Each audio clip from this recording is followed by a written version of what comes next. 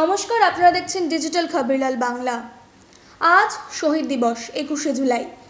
যেই মঞ্চে অভিষেক বন্দ্যোপাধ্যায়ের উপস্থিতি নিয়ে নানান রকম জল্পনা চলছিল, সেই সমস্ত জল্পনাকে তুড়ি মেরে উড়িয়ে দিয়ে উপস্থিত ছিলেন অভিষেক বন্দ্যোপাধ্যায়, তৃণমূলের সর্বভারতীয় সাধারণ সম্পাদক। এটা যেন তার ছিল এক গ্র্যান্ড কামব্যাক। তবে গ্র্যান্ড কামব্যাক কেন, সেটা জানতে হলে জানতে হবে প্রথম থেকে। 2024-এর লোকসভায় তৃণমূল মারাত্মক ভালো ফলাফল করে এবং তারপরেই সাময়িক বিরতির ঘোষণা করেছিল অভিষেক বন্দ্যোপাধ্যায়, যেটা ডিজিটাল খবরলাল বাংলা আমরা আপনাদেরকে জানিয়েছি ইতিমধ্যে। সেই সাময়িক বিরতির কারণ হিসেবে সূত্র মারফত যে খবরটা উঠে এসেছিল তা ছিল অভিষেক বন্দ্যোপাধ্যায় আমেরিকায় ছিলেন চিকিৎসার জন্য এবং সেইখান থেকেই তারপরে তাকে বিগত 1 মাস ধরে ফলাফলের পর থেকে কোনোভাবেই কোনো রাজনৈতিক কর্মসূচিতে তাকে দেখতে পাওয়া যায়নি, কোনোভাবেই রাজনৈতিক মহলের কোনো আলোচনাতেও বৈঠকেও তাকে দেখতে পাওয়া যায়নি। এবং এই বিষয়টাই এক জল্পনা উস্কে দিয়েছিল 21-এর মঞ্চে এই অভিষেক বন্দ্যোপাধ্যায়ের উপস্থিতি কি আদেও থাকবে এই বিষয়টায়। এবং সেই সমস্ত বিষয়ে যেন ইতি টানলেন 21-এর মঞ্চে উপস্থিত থেকে সেই ঝাঝালো কণ্ঠস্বর, সেই চাচা ছোলা ভাষায় রীতিমতো তীব্রভাবে তুলোধনা করলেন বিরোধীদের। এই বক্তৃতার মাঝেই অভিষেক বন্দ্যোপাধ্যায় নিজের এই যে সাময়িক বিরতি তিনি নিয়েছেন সেই বিষয়টাকেও কিন্তু তিনি খোলসা করলেন। তিনি জানিয়েছেন যে লোকসভা নির্বাচনের ফলাফল বেরোলো 2024-এ, সেই ফলাফলকে তিনি পর্যালোচনা করছিলেন এই বিরতিতে।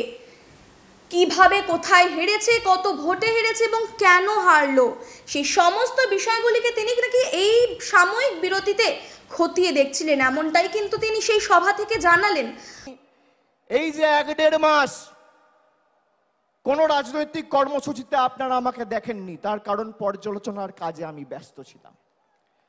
আগামী 3 মাসের মধ্যে এর ফল আপনারা দেখবেন। 3 মাসের মধ্যে। আমি এক কথার ছেলে। তবে আপনাদের কি মনে আছে যে আমরা ডিজিটাল খবরলাল আপনাদেরকে জানিয়েছিলাম যে সূত্রের একটা খবর, যেখানে জানা গিয়েছে অভিষেক বন্দ্যোপাধ্যায় কোনো স্ট্র্যাটেজি আঁটছেন, কোনো পরিকল্পনা করছেন, যেই পরিকল্পনাকে বাস্তবায়ন করার জন্যই সেই আঁচই কি তিনি এই মঞ্চ থেকে ছেড়ে গেলেন।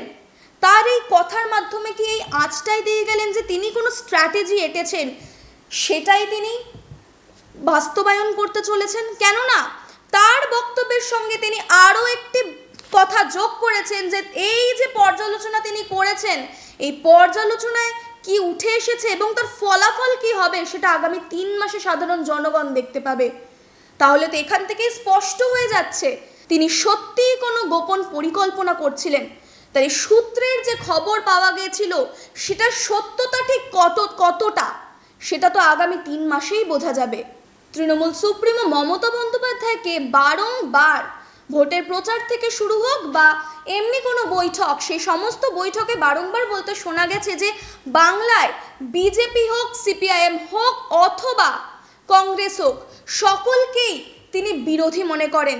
বাংলায় মমতা বন্দ্যোপাধ্যায় একলা চলরে নীতিটাই মেনে চলেন।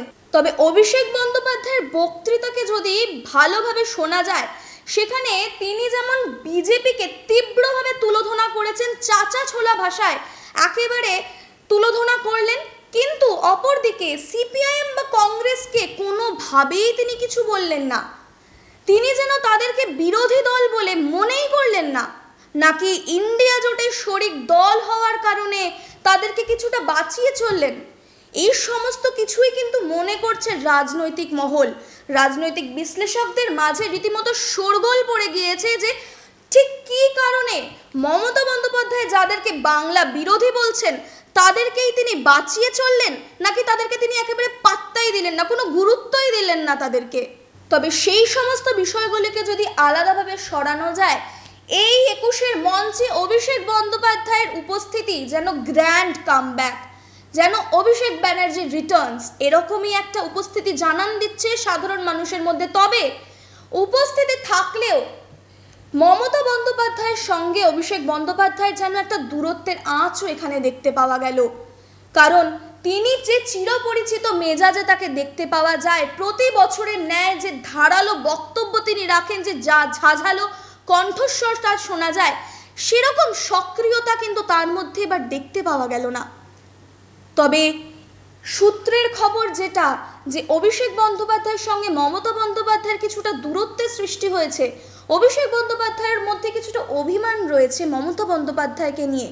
তো সেই সমস্ত কিছু সত্যতাটা কি, সেই সমস্ত কিছু তথ্য নিয়ে আসবে ডিজিটাল খবরিলাল আপনাদের সামনে। তার জন্য নজর রাখতে হবে ডিজিটাল খবরিলালের পর্দায়, কারণ ডিজিটাল খবরিলাল মানেই খবর আপনাদের, নজর আমাদের। ডিজিটাল খবরিলাল, খবর আপনাদের, নজর আমাদের।